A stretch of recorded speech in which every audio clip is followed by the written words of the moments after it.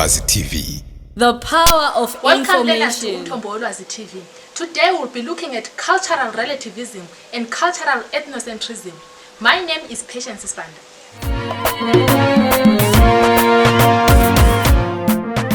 Welcome A-level learners to this week's lesson.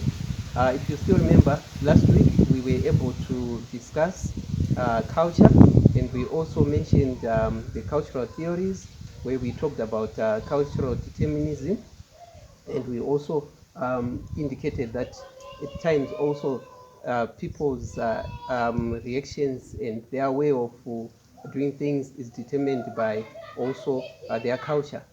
Today we're going to look at cultural groups, and when we look at cultural groups, we are looking at a group of people, or we are saying a collection of people who have beliefs that are the same, and who have patterns of behavior which are similar, and who also share the same values. What do we mean by beliefs? For instance, like we know that here in Zimbabwe we have different, kinds of people. We have different tribes, and these tribes have a way in which they do certain things in their lives.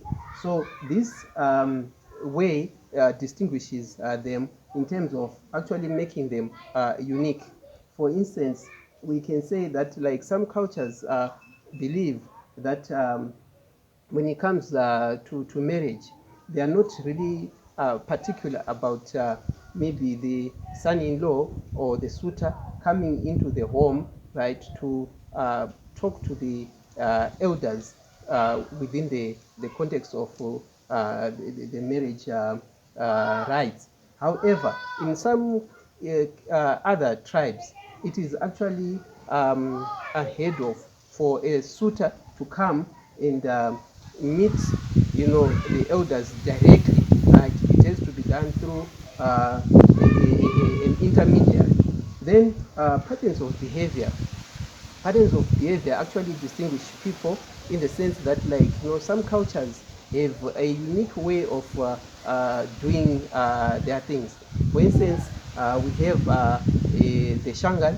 When we are talking about the Shangani people in the eastern parts of Zimbabwe, we find that they have certain distinct patterns of behavior that actually separate them from the generality of the Shona people. Then values. Coming to values, we said values are actually the standards that of behavior of a society. Like, for instance, we actually uphold the concept of Ubuntu as a value right here in within the context of our country. Now, when we talk about Ubuntu, it's a very important and integral part of our culture, which of course in some ways some might argue that it has been eroded because of the intermixing of cultures, and also aspects like we referred to the issue of Eurocentrism, things like that. But when we talk about Ubuntu, we are basically saying that, like, we're talking about humaneness, how a person treats other people. And basically we say we are what we are because of other people.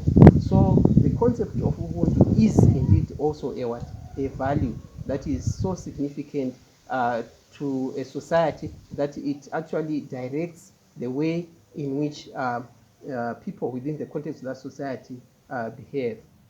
Then we need to also appreciate that groups think, feel, and behave differently.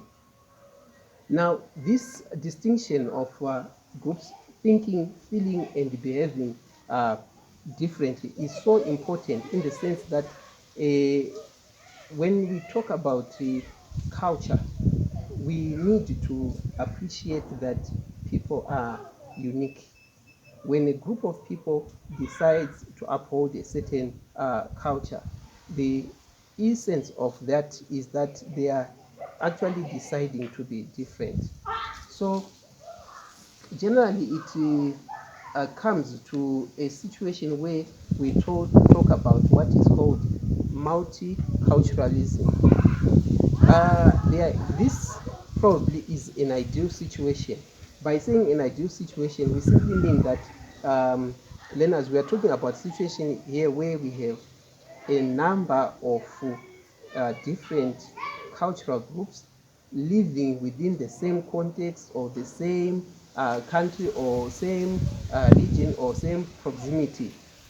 Now, why I said that this concept of multiculturalism is an ideal situation, it's because usually it's very hard at times for people to be tolerant of each other's cultures.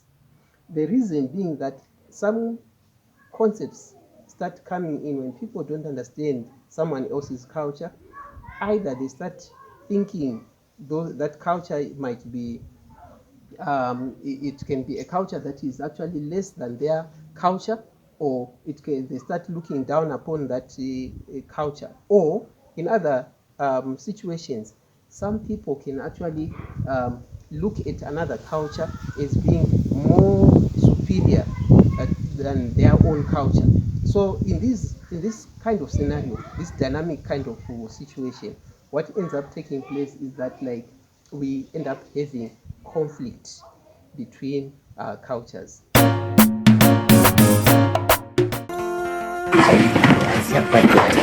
Badala ifokheshwa ithi sathatha ngomama, right?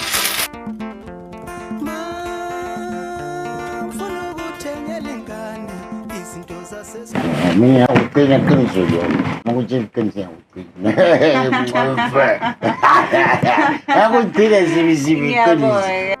For audiobooks, iyanqokwa Dingani Bookshop and Stationery, bringing literature closer to the community. ICMF is more than an internationally recognized coach certification organization, with its head office in Harare, Zimbabwe. For more details, visit our website at intercoachingmentoring.org, email us at info@intercoachingmentoring.org. Feel free to call us anytime. Do you want your organization to grow? Then register your managers and staff for coaching and mentoring with us today. A-level learners, we continue looking at the theories of culture, and as I indicated that like we also have the concept of cultural relativism. When I was actually indicating that in terms of when we look at a society, it is very difficult for people to live together without them having a concept of judging one another. Some actually judge other people from a certain level of superiority, whilst others actually, judge themselves from a context of inferiority. So in this regard, if you look at cultural relativism, I took a basic definition. I say it's the idea that a person's beliefs, values, and practices should be understood based on that person's own culture.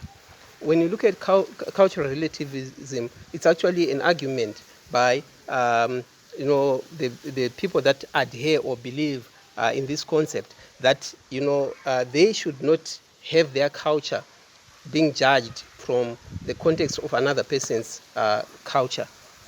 So I believe that this is an area, of course, of great debate and probably contention, and it will be an area of interest really as learners continue to research probably on this concept. But when you look at it from the Zimbabwean context, we can say yes, probably this is an ideal kind of argument, in the sense that we have a scenario where now you find that a number of things or cultures have been sort of like denigrated to to be regarded as cultures that are inferior or probably baseless. Here I'm looking at our environment where, for instance, we have those cultures that were initially regarded probably as being irrelevant. And these cultures, I can give examples of some of the most important and significant cultures that form part of our Zimbabwean society and nation. Like, we are talking about what are called what we were referred to as minority cultures, like the Tonga, Venda, Nambia, even Chewa, you name it. So in this regard, you find that somehow we are beginning to realize, the significance of not judging a culture from the context of your own culture, looking at your own culture as being more superior or significant. Every culture is meaningful. Every culture is significant. Then, this then also takes us to the concept of cultural ethnocentrism. Now, when we talk about cultural ethnocentrism, we are basically talking about the act of judging another culture and believing that the values and standards of one's culture are superior. As you might have noted, this is a direct opposite of this one here, of cultural relativism. Cultural relativism argues that you should not judge my culture from the context of your own culture. This one here actually argues that, believes that the values and standards of one's own culture are superior to another culture.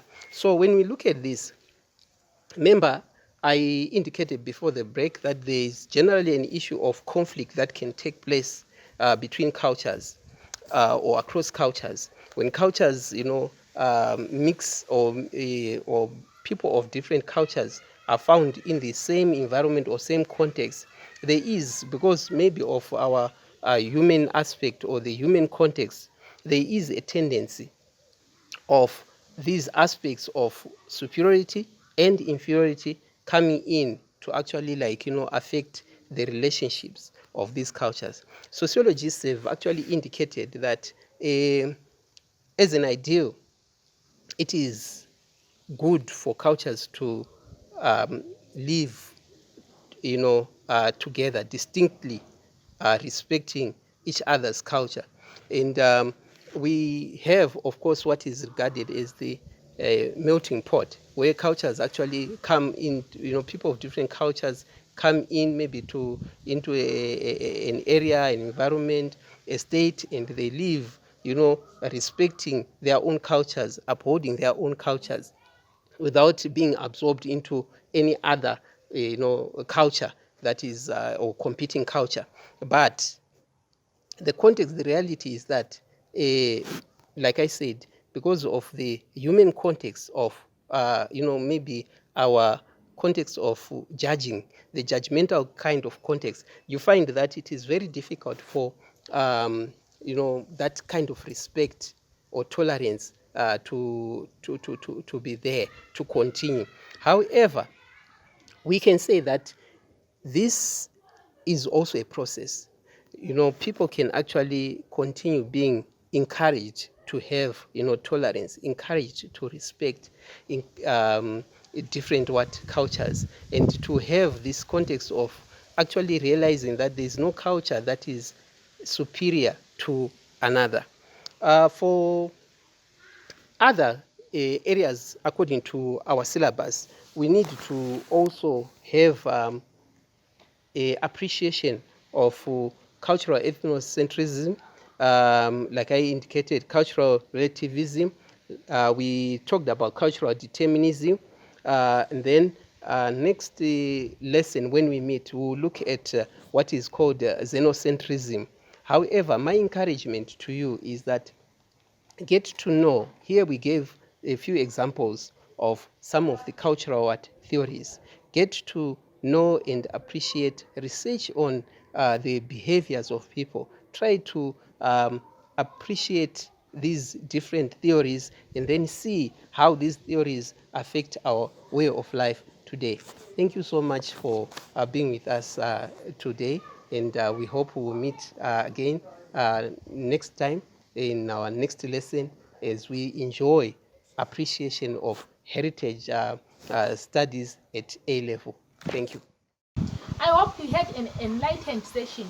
Have a blessed day.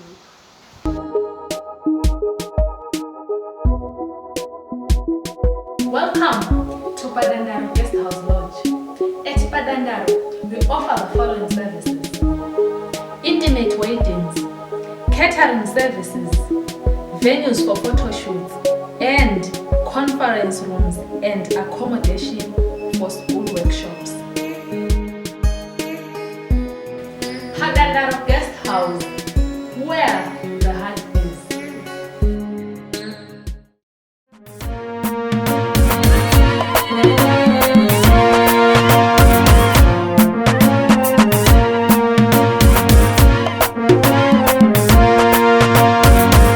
Umthombolwazi TV. The power of information.